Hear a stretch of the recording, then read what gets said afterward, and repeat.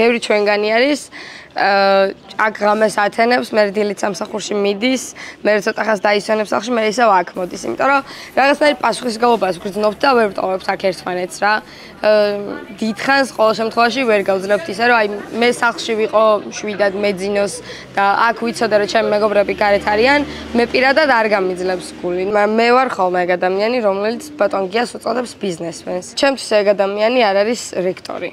მაგ ადამიანს ჩემთვის არანაირი შეხება არ აქვს საგანმანათლებლო სივრცესთან, იმიტომ რომ აინტერესებს მხოლოდ თავისი ბიზნესი და ეგ ძალიან კარგად გამოჩნდა იმაში, რომ თავისი სტუდენტები დაყო ფენებად და კლასობრივად. ფული გაქვს შეხვალ უნივერსიტეტში, არ გაქვს ფული ვერ შეხვალ უნივერსიტეტში, რაც გადის იმაზე, რომ მხოლოდ გაინტერესებს შენი ბიზნესის წარმატება, თანხებში. უკვე მაშინ, როცა ერთმანეთს მიყვა სეულს დაპატიმრებული სტუდენტები და გაგრძელდა დუმილი უნივერსიტეტის მხრიდან, მაგროს იყო ალბათ ჩვენი თავარი გაბრაზება, რომ როდემდე უნდა დუმდეს უნივერსიტეტი პოზიციასთან დაკავშირებით და როდემდე არ უნდა უცხადებდეს სოლიდარობა საკუთარ სტუდენტებს. ირაკლი ამ შემთხვევაში აღმოჩნდა უკვე ბოლო წერტილი, როდესაც გადავწყვიტეთ, რომ უკვე აღარ იყო, უკვე ჩვენი მხრიდანაც გაჩუმების დრო, უფრო ხმამაღლა უნდა გადმოგვეცა ჩვენი პროტესტი, ამიტომაც 25 იანვარს დავიკავეთ აუდიტორია 304. მთელი დღის განმავლობაში რუპოლის საშუალებით სტუდენტებს, ლექტორებს ვეუბნებოდით, ვახსენებდით, რომ უნივერსიტეტს ყავს სტუდენტი, უკანონო დაპატიმრებული სტუდენტი და ფიზიკურად წარმოუდგენელი იყო ამ პერიოდში ლექცია, სემინარი, ასე უბრალოდ ჩატარებული იყო, რომ ოდნავ სინდისის გრძნობას მაინც არ შევეწუხებინეთ, როდესაც ჩვენ როცა 4 კედელში ვისმენთ სემინარებს, სადღაც 4 კედელში სიცარიელია და ამ სიცარიელებს თავისი შევსება უნდა და სოლიდარობა უნდა.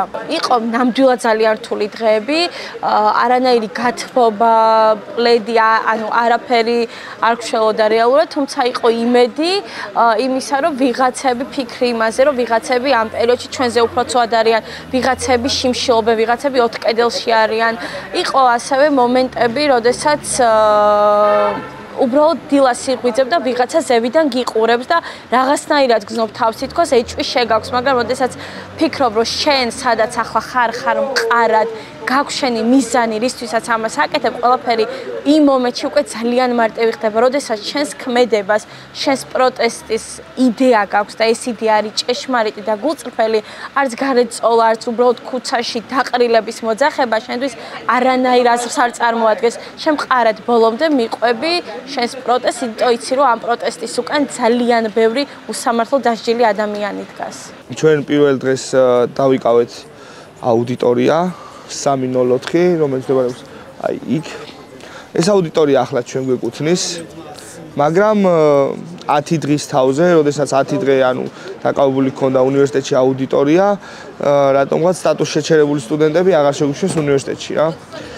ხო და ამის შემდეგ ჩვენ გარეთ ვართ რა, ველოდებოდით რომ მეორე მესამე დღეს უკვე აღვადგენდით სტატუსს და შევიდოდით უნივერსიტეტში, რადგან ეს იყო პრობლემა, მაგრამ ანუ ვითხრეს და ადმინისტრაციისგან მივიღეთ პასუხი, რომ ანუ ჯერჯერობით არ ხდება აღდგენა. ჩვენ ვნახეთ, ანუ ყველა სხვა უნივერსიტეტში ისმოდა პროტესტის ხმა იმასთან დაკავშირებით, რომ არჩევნები გაგვიყალბეს და იმასთან დაკავშირებით, რომ ყავს რეჟიმის ტყვეები, რომლებიც აუცილებლად თავისუფლებაზე იქნებიან ძალიან მალე, მაგრამ ჩვენ გვინდოდა ჩვენთანაც უნივერსიტეტშიც ყოფილიყო საპროტესტო კერა, რომელიც შექმნიდა იმ ამბავს, რომ ანუ ჩვენთანაც არსებობენ ადამიანები, რომლებიც აპროტესტებენ ამ ორ ფაქტს.